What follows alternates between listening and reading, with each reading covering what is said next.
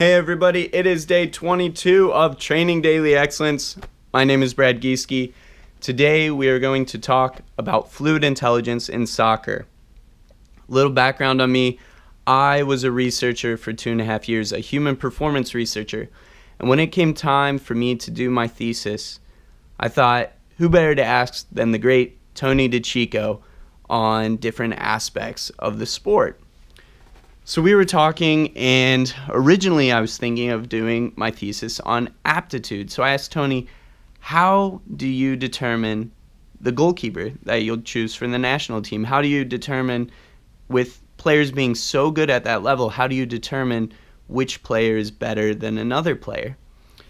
And his answer surprised me because a lot of the aspects were somewhat subjective. And this is cool to have, even at the highest level of the sport, a human aspect to the decision-making process. So I thought, as a researcher, is there a way that I can start to quantify those things that Tony saw as the most important in his selection process for goalkeepers?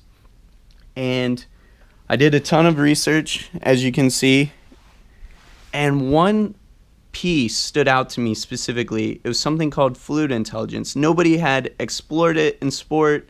Nobody had looked at it in soccer. But fluid intelligence is our ability to solve novel tasks, to solve a situation that we've never seen before in our lives, solve a situation to which we don't have a predetermined strategy. So I thought in soccer, there's a certain point where you dribble past the first defender, second defender, third defender is coming on, another player is coming in support, you have your teammate running off to the right, you're 23 yards out from goal, and you have to make a decision.